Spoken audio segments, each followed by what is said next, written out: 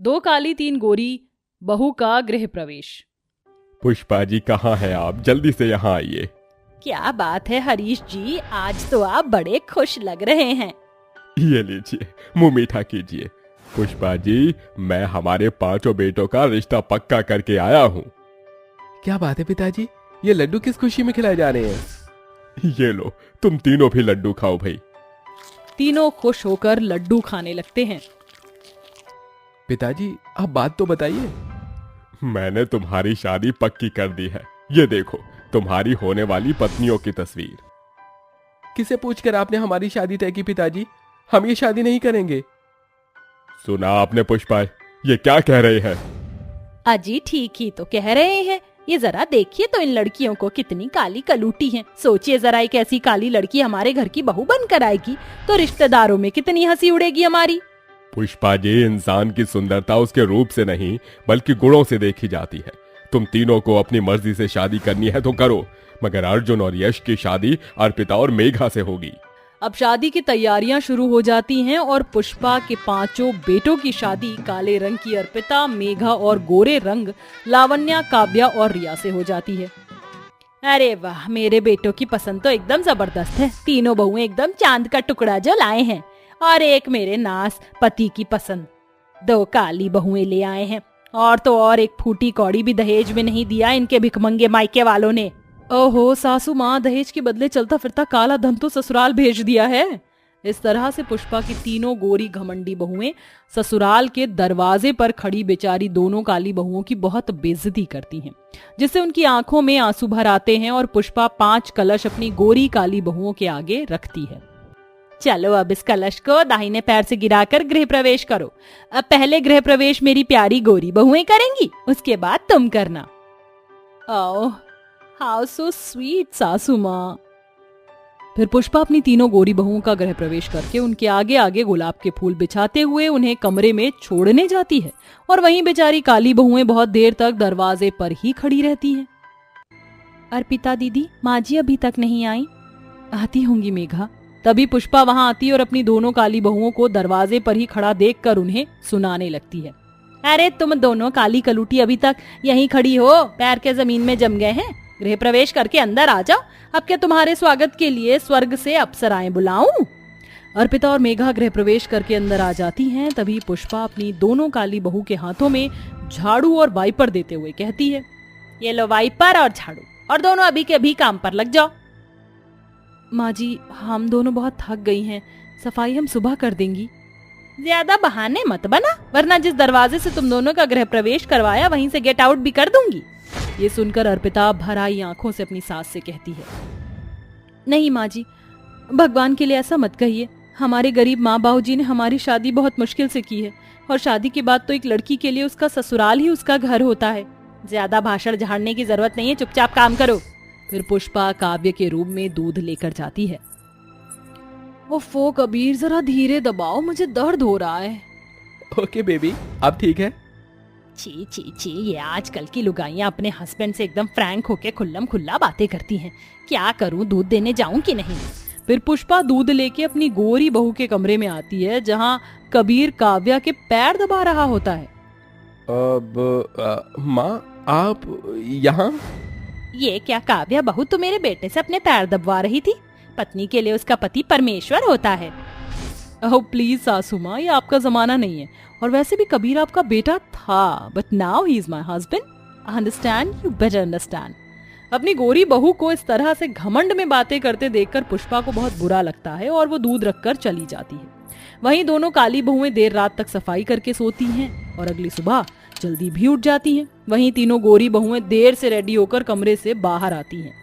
अरे आ गई मेरी तीनों प्यारी बहुएं, मगर बड़ी देर लगा दी। सो व्हाट सासू माँ, हमारी नई नई शादी हुई है और फिर हम मेकअप कर रही थी। इन बहन जी की तरह थोड़ी ऐसे ही आ जाते। वैसे तुम तीनों बहुत सुंदर लग रही हो। घर की बहू बनने के बाद आज तुम्हारा ससुराल में पहला दिन है, तो तुम तीनों अपनी पहली रसोई में गाजर का हलवा बना दो। बाकी का खाना ये दोनों काली बहुएं बना लेंगी। सासू माँ, ये फालतू के रिचुअल्स करने में हम तीनों बिल्कुल भी इंटरेस्टेड नहीं हैं। मगर रिया, ये रस्म है, क्या तुम तीनों हमारी माँ की खुशी के लिए इतना भी नहीं कर सकती? आओ प्लीज रणवीर, अब सासू माँ के साथ तुम शुरू मत हो। फाइन, बना रहे हम हलवा। ये बोलकर पुष्पा की तीनों गोरी घमंडी बहुएं गुस्से में किचन में आती हैं। माँ जी, हमें भी बता दीजिए हमें क्या बनाना है। ये रही खाने की लिस्ट, जाओ और जाकर ये सब बनाओ। मेघा और अर्पिता खुशी से खाना बनाने लगती हैं। वहीं गोरी बहुएं भुनभुनाते हुए हलवा बनाती हैं। कदम कबर में पढ़ने को है, मगर फरमाइश गाजर का हलवा खाने की है बुढ़िया की। देवरानी जी, ये तुम माँ जी के बारे में किस तरह से बातें कर रही हो? वो हमारी सास हैं। Oh hello miss fuse box, मैंने तुमसे बात की क्या? नहीं ना, तो फिर अपनी काली जुबान बंद रखो।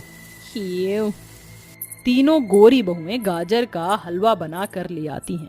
वहीं दोनों काली बहू भी अपना बनाया हुआ सारा खाना मेज पर परोसती हैं, जिसे खाकर हरीश खुश होकर कहता है, अरे वाह अर्पिता बहू, मेघा बहू, तुम दोनों ने बहुत ही स्वादिष्ट खाना बनाया है। जुग जुग जीती रहो बेटा। शुक्रिया ससुर जी। अरे रिया बहू, लावण्या बहू, काव्या बहू, ये कैसा कोयले जैसा जला हुआ हलवा बनाया है तुमने? सासू माँ, हम तीनों किसी 7 स्टार होटल के शेफ नहीं हैं, और आपको तो हमें अप्रिशिएट करना चाहिए जो हमने आपके लिए अपनी ब्यूटिन्स को खोकर ये हलवा बनाया है। लावण्या अपनी सास को मक्खन लगाने लगती है, जिसके बाद पुष्पा उन तीनों को शगुन में सोने का सेट देती है। ये लो मेरी प्यारी बहुओं, तुम तीनों की पहली रसोई का शगुन। आज शाम को तुम तीनों की मुंह दिखाई है, उसमें तुम यही पहनना। मैंने तुम तीनों की मुंह दिखाई के लिए महंगा सा लहंगा बनाया है। थोड़ी देर में पार्लर वाली आकर तुम्हें रेडी कर देगी।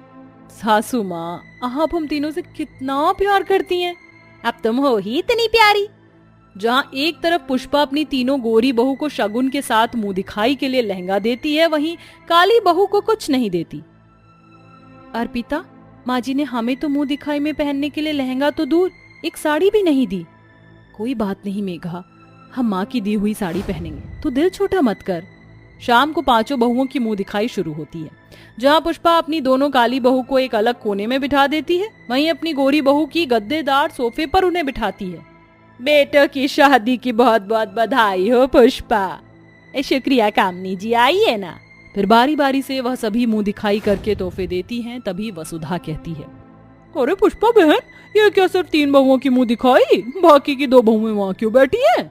अरे पुष्पा बहन, अब काली बहू का भी कोई मुंह देखता है? क्या करना, मेरे घर की लक्ष्मी तो मेरी ये 3 गोरी बहुएं हैं।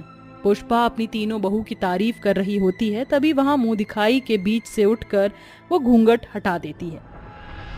लावण्या, काव्या, रिया बहू, क्या हुआ? तुम तीनों इस तरह से उठ क्यों गई? बस बहुत हो गया सासू माँ, अब हमसे और नहीं होगा। नमूना बना कर रख दिया है। इतनी देर से सभी के पैर छू रहे हैं, हम अपने कमरे में जा रही हैं अब। ऐसा मत करो, बस थोड़ी देर और बैठ जाओ। हमने कहा ना सासू माँ, हटिए हमारे आगे से। ऐसा कहते हुए लावण्या अपनी सास को धक्का दे देती है और पुष्पा जमीन पर गिर जाती है। तभी अर्पिता और मेघा उसे संभालती हैं। माँ जी, आप ठीक तो हैं? आपको लगी तो नहीं? उठिए माँ जी। देख लिया पुष्पा, अभी कुछ देर पहले तुम अपनी जिन 3 बहुओं की तारीफ कर रही थी, वो तुम्हें धक्का देकर चली गई, और अपनी जिन दोनों बहुओं के बारे में इतना बुरा भला कह रही थी, वो तुम्हें उठा रही हैं। पुष्पा, तुमने अपनी तीनों बहुओं की सिर्फ सुंदर सूरत देखी, एक बार इन दोनों के दिल में भी झांक कर देख लिया होता कि इनके दिल में तुम्हारे लिए कितनी इज्जत भरी हुई है।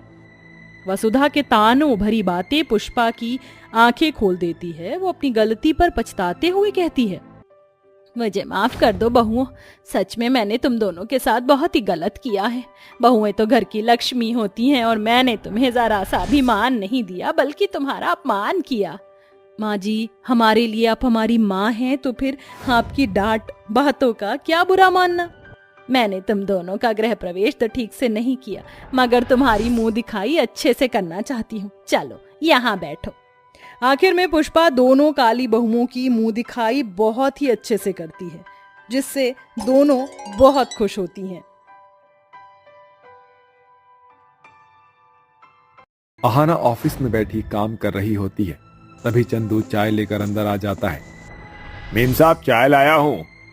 चाय वाले को सामने खड़ा देखकर आहाना चिढ़कर उसे सुनाना शुरू कर देती है।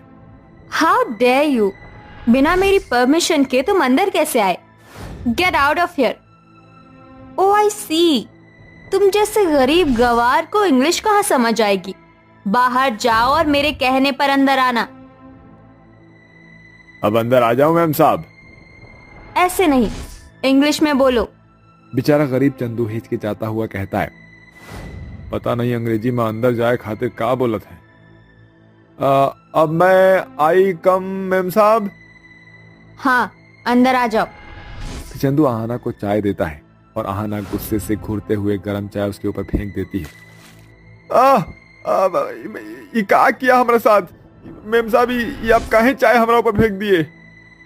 ये तुझ गरीब की गलती की सजा है, क्योंकि तूने कम इन को कम कम कहा था, और आहाना हुडा गलती करने वाले को माफ नहीं करती। आहाना ऐसा कह ही रही होती है कि तभी उसके पिता हर्षवर्धन अंदर आ जाते हैं। Aahana, what is wrong with you? तुम्हारी इन्हीं हरकतों की वजह से कोई भी सफाई वाले और चाय वाले हमारे ऑफिस में आने से डरते हैं, और चंदू का आज पहला दिन था, फिर भी तुमने ये किया। मेम साहब, पैसों का इतना घमंड ठीक नहीं है कि आप गरीबों को पैरों तले रौंद दो। भगवान करे कि कल आपको ऐसी ही गरीबी देखनी पड़े, तब जाकर आपको पता चलेगा कि ये गरीब कितनी मेहनत से 2 वक्त की रोटी कमाता है। Just get lost. Harshvardhan Hooda शहर के सबसे जाने माने बड़े बिजनेसमैन हैं, जिसकी इकलौती बेटी आहाना, जो कि बहुत ही घमंडी है और इसलिए वो गरीबों को अपने पैरों की धूल समझती है। आहाना, ये तुमने क्या किया? रिलैक्स डैड, ऐसे ऐसे 2 कौड़ी के गरीब तो आते ही रहते हैं। तभी यश वहां आता है। May I come in sir? Yes, come in Yash. Sir, ये फाइल साइन कर दीजिए। Good morning Aahana ma'am. Yash, मैंने तुम्हें कितनी बार कहा है मुझे मैम मत बुलाया करो। यू कैन कॉल मी आहाना। ये सुनकर हर्षवर्धन मन में कहता है, लगता है आहाना यश को पसंद करती है। अब यश ही मेरी जिद्दी बेटी को बदल सकता है। इसके बाद हर्षवर्धन यश को आहाना से शादी करने को कहता है। सर, ये आप क्या कह रहे हैं? आप तो जानते हैं ना कि मैं गरीब परिवार से हूँ, और आप खुद ही सोचिए कि आप जैसे बड़े बिजनेसमैन की बेटी मेरे साथ खुश कैसे रह पाएगी। यश, अब एक तुम ही हो जो मेरी बेटी के घमंड को खत्म कर सकते हो और उसे यह एहसास दिला सकते हो कि एक इंसान 2 वक्त की रोटी कैसे कमाता है। आहाना से शादी कर लो। आज तुम्हारे सामने तुम्हारे बॉस नहीं, एक गरीब बाप हाथ जोड़कर खड़ा है। इसके बाद यश शादी के लिए हाँ कर देता है और बड़े ही धूमधाम से हर्षवर्धन अपनी बेटी की शादी यश से करके ड्राइवर से आहाना को उसके ससुराल विदा कर देता है। तभी आधे रास्ते में बहुत जोरों से बारिश शुरू हो जाती है और कुछ देर बाद गाड़ी आकर टूटे फूटे से झोपड़ी के बाहर रुकती है। ड्राइवर, गाड़ी यहाँ क्यों रोक दी? आहाना घर आ गया। व्हाट? ये है मेरा ससुराल? आहाना भरी बारिश में गाड़ी से उतर जाती है और ड्राइवर गाड़ी लेकर चला जाता है। आहाना यश के साथ अंदर आती है, जहां बारिश के चलते जगह जगह से उसके गरीब ससुराल की कच्ची छत टपक रही होती है और फटी पुरानी साड़ी पहनी हुई गरीब गायत्री बारिश के पानी को बर्तन और बाल्टी में भर रही होती है। ओह गॉड, कहाँ फंस गई मैं? मेरा ससुराल कितना गरीब है। माँ देखो कौन आया है, आपकी बहू। क्या सचमुच यश तू मेरी बहू लाया है? जरा ठहर, मैं आती हूँ। ये कहकर गायत्री जल्दी से आरती की थाली लाकर खुशी से आरती उतारकर आहाना का स्वागत करती है। आओ बहू, हमारे छोटे से घर में तुम्हारा स्वागत है। आहाना जैसे ही अंदर आती है तभी छत से टपक रही बारिश की बूंद उसके ऊपर गिरती है। बहू, तुम थक गई होगी, बैठ जाओ। इस पर अमीर घमंडी बहू चिढ़कर कहती है, कहाँ बैठूं? यहाँ तो बैठने की जगह भी नहीं। इस झोपड़पट्टी के छत से झरना जो बह रहा है। यश बेटा, बहू को अंदर रसोई में ले जा। रसोई की छत पक्की है, वो नहीं टपक रही। इस तरह से शादी की पहली रात अमीर बहू को बारिश के चलते अपने ससुराल की छोटी सी रसोई में बितानी पड़ती है, मगर बिना एसी पंखे के उसे सारी रात नींद नहीं आती। तभी उसके चारों तरफ बारिश की वजह से मच्छर भिनभिनाने लगते हैं। ये देखकर वो चिढ़कर कहती है, आज स्किल यू मैन। एक तो यहाँ एसी पंखा नहीं, ऊपर से मच्छर ने खून पी रखा है। फिर अगली सुबह गायत्री कहती है, उठ गई। आहाना बहू, आज तुम्हारी पहली रसोई है। तुम्हें जो भी बनाना आता है बना दो। बहू, मुझे तो तुम्हारे हाथों का बना हलवा ही खाना है। आई एम सॉरी ससुर जी, मगर मैं कोई हलवा नहीं बनाने वाली। आहाना हुडा के इतने भी बुरे दिन नहीं आए जो मुझे चूल्हा फूंकना पड़े। अगर आपने बहू के हाथों का हलवा खाना है तो पहले इलेक्ट्रिक चूल्हा खरीद कर ले आइए, मगर ये तो आपकी औकात से बाहर है। अमीर बहू का दिया ताना उसके गरीब सास ससुर के दिल पर लगता है, जिसके बाद बेचारी गरीब गायत्री खुद ही गीली लकड़ियों पर खाना बनाती है। इसी तरह से दिन बीत जाते हैं। फिर एक दिन वो घमंड से गंदे कपड़ों का ढेर अपने गरीब सास के मुंह पर फेंकते हुए कहती है, उप्स, लग गई क्या? मेरे ये सारे कपड़े गंदे हो गए हैं, तो इन्हें धो देना। तभी दरवाजे से अंदर आता हुआ यश ये देखकर गुस्से से कहता है, आहाना, तुम्हारी हिम्मत कैसे हुई मेरी माँ से इस तरह से बात करने की? हाँ, बहू हो ना तो बहू बनकर रहो, वरना सोच लेना। वरना क्या कर लोगे? हाँ, मुझ पर चिल्लाने की गलती मत करना। आहाना हुडा नाम है मेरा। हाँ जानता हूँ, अमीर बाप की बिगड़ी हुई औलाद हो ना तुम, मगर अब तुम एक गरीब घर की बहू हो और आज से तुम्हें अपना खाना खुद से बनाना होगा और ये कपड़े भी तुम खुद से धोगी। यश बेटा, बहू कैसे कपड़े धोएगी? उसे आदत नहीं है, मैं धो दूंगी। नहीं माँ, इसे अपने काम खुद करने दो, तभी इस अमीरजादी को पता चलेगा कि गरीब की जिंदगी जीना किसे कहते हैं। इसके बाद आहाना भारी गर्मी में आंगन में बैठकर कड़ी धूप में कपड़े धोती है। तभी गोपी उठकर आंगन में तिरपाल बांध देता है। बहू, मैं जानता हूँ तुम्हें एसी में रहने की आदत है, मगर मैंने तिरपाल बांध दिया है, इससे तुम्हें ज्यादा गर्मी नहीं लगेगी। कपड़े धोने के बाद आहाना को भूख लग जाती है और वो चूल्हे पर खाना बनाने लगती है, मगर चूल्हे के धुएं के चलते उससे खाना नहीं बनता और उसे यूं परेशान होता देखकर गायत्री से रहा नहीं जाता। ओह गॉड, ये मिट्टी का चूल्हा तो मुझसे जल ही नहीं रहा है, क्या करूं? मैं जानती हूँ बहू, तुझे बहुत तेज की भूख लगी है। मैं तेरे लिए खाना बनाती हूँ, तब तक तू ये खा ले, थोड़ी भूख मिट जाएगी। गायत्री अपने हिस्से का खाना बहू को दे देती है और खुद घंटों तक भारी गर्मी झेलकर चूल्हा फूंक कर खाना बनाती है, जिसमें कि उसका हाथ भी जल जाता है। और अपने लिए अपनी सास के मन में इतना प्यार भरा देखकर आहाना मन ही मन सोचने लगती है, मैंने अपने गरीब सास ससुर के साथ इतना गलत किया, और एक ये है जिनके मन में मेरे लिए कितना प्यार भरा है। फिर अगले दिन आहाना सुबह उठकर ससुराल की साफ सफाई करके अच्छी बहू की तरह पूजा पाठ करके मिट्टी का चूल्हा फूंक फूंक कर खुशी से अपने ससुराल वालों के लिए चाय नाश्ता बनाती है। सासू माँ, ससुर जी, चाय लीजिए। बहू, तूने क्यों तकलीफ की? मुझे उठा देती, मैं बना लेती। माँ जी, इस घर की बहू होने के नाते ये सब मेरी जिम्मेदारी थी, मगर मैंने ही अपनी जिम्मेदारियों को समझने में जरा सी देर लगा दी। माँ जी, मैं अपने किए के लिए आप दोनों से माफी मांगती हूँ, मगर अब मैं पूरे दिल से इस घर की बहू और यश जी की पत्नी बनना चाहती हूँ। बाबूजी, मैंने आपके लिए हलवा बनाया है, आप खाएंगे ना? क्यों नहीं, मैं जरूर खाऊंगा। हलवा मेरे घर की लक्ष्मी ने जो बनाया है। इसके बाद आहाना अपने सास ससुर और पति को अपना बनाया हुआ हलवा परोसती है। तभी दरवाजे पर ढेर सारे तोहफे लिए खड़ा हर्षवर्धन कहता है, अपने डैडी को अपने हाथों का बना हलवा नहीं खिलाओगे बेटी? अपने पिता को देखकर आहाना आंसू भरी आंखों से जाकर उसके गले लग जाती है। डैडी, आप कब आए? जब तुम बहू बनकर अपने सास ससुर का आदर कर रही थी, इसलिए मैंने तुम्हारी शादी यश से की थी, ताकि तुम्हें जिंदगी और रिश्तों की अहमियत हो। समधी जी, समधन जी, आज आपके घर की बहू बनने के बाद आहाना को देखकर मैं बहुत खुश हूँ। अब मेरी बेटी पहले जैसी नहीं रही। इसके बाद हर्षवर्धन अपनी बेटी को शादी के तोहफे में एक खूबसूरत घर देते हैं, जहां आहाना अपने गरीब ससुराल वालों के साथ खुशी खुशी रहने लगती है।